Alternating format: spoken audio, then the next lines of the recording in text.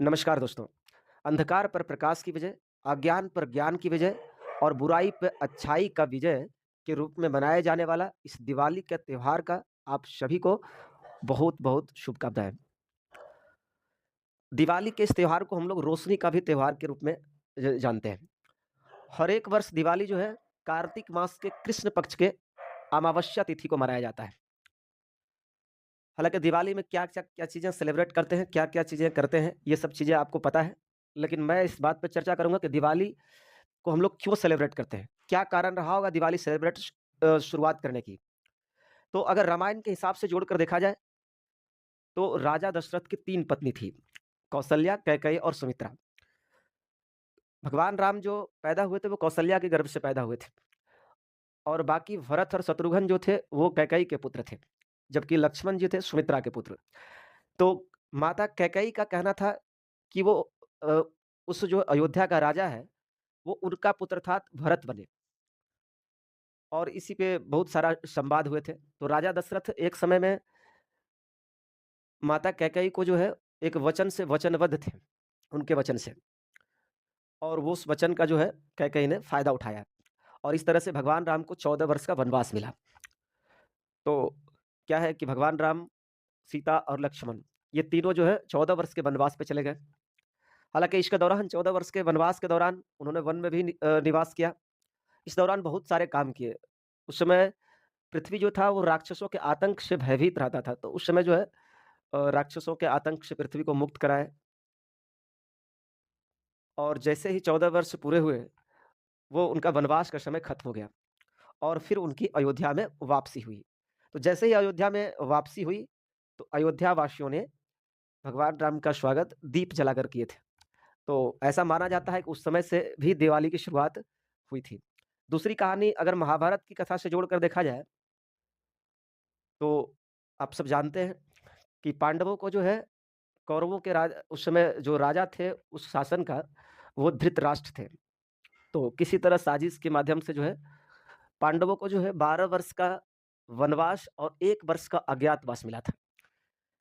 तो पाँचों पांडव और उनकी वाइफ द्रौपदी, वो सब जो है वन में चले गए और किसी तरह 12 वर्ष का वनवास और 1 वर्ष का अज्ञातवास पूरे करने के बाद उनकी जब पुनः हस्तिनापुर में वापसी हुई, तो हस्तिनापुर की जो प्रजा थे, उनका स्वागत जो है दीप जलाकर किया गया है। इस कहानी से भी माना जाता है कि दिवाली तब से ही हम सब सेलिब्रेट करने लगे।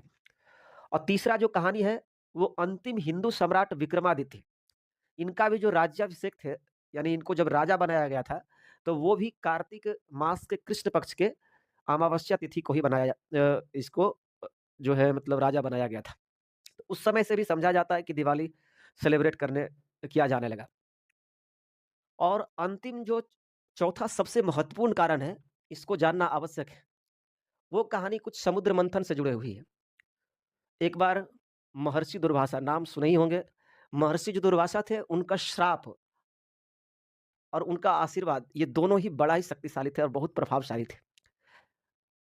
तो उस समय महर्षि दुर्वासा जो है, एक बार देवताओं को श्राप दिए थे कि आज से सारे देवता जो है वो श्रीहीन हो जाएँगे। श्रीहीन का अर्थ हुआ कि वैभव, धन, ऐश्वर्य इन सब चीज़ों से जो है बिल्कुल ही वो हीन हो जाएँगे। इसका अर्थ है कि इन सब चीज़ों से मुक्ति हो जाएगा। तो जब इनके श्राप पड़े तो क्या है कि वैभव, ऐश्वर्य और धन ये सारी जो है समुद्र में छिप गए। तो भगवान विष्णु इस चीज़ों से उभरने के लिए समुद्र मंथन के बारे में विचार करने लगे। तो उनका सबसे पहले जो चिंतन था कि इतनी बड़ी समुद्र की मंथन कैसे हो? कैसे मथा जाए इसे? जब समुद्र वास्तविक बात है जब समुद्र इतनी बड़ी है तो मथनी यानी मथने वाला जो चीज़ें हैं वो कितना बड़ा होना चाहिए?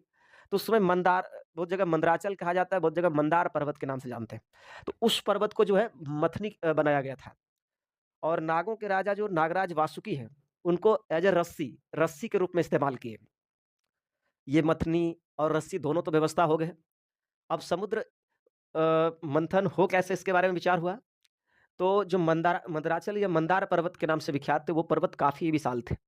यानी उतना ही विशाल पर्वत को मतलब मथना इसका मतलब है उसे घुमाना। तो उसको घुमाने के लिए काफ़ी बल की आवश्यकता है।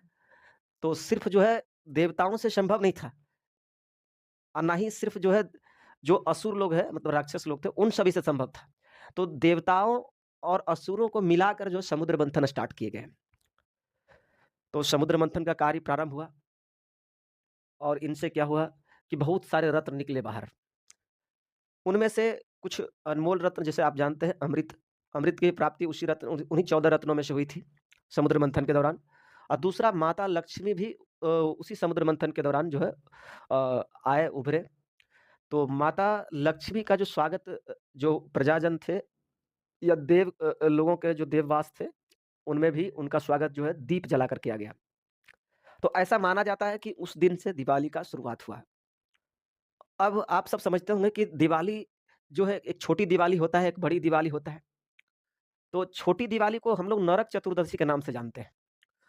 नरक चतुर्दशी के नाम से जानने का कारण है क्योंकि भगवान कृष्ण एक बार नरकासुर नामक राक्षस का वध उसी तिथि को किया था और उसी दिन से वो नरक चतुर्दशी के नाम से फेमस हो गए। तो आई होप जो चीज़ें जानकारी हमने दिए, मेरे पास जो थे, उससे आप संतुष्ट होंगे। तो इस दिवाली ढेर सारी खुशियाँ आपके घर लेकर आएँ। बाकी के लिए मिलते हैं नेक्स्ट वीडियो में, तब तक के लिए धन्यवाद।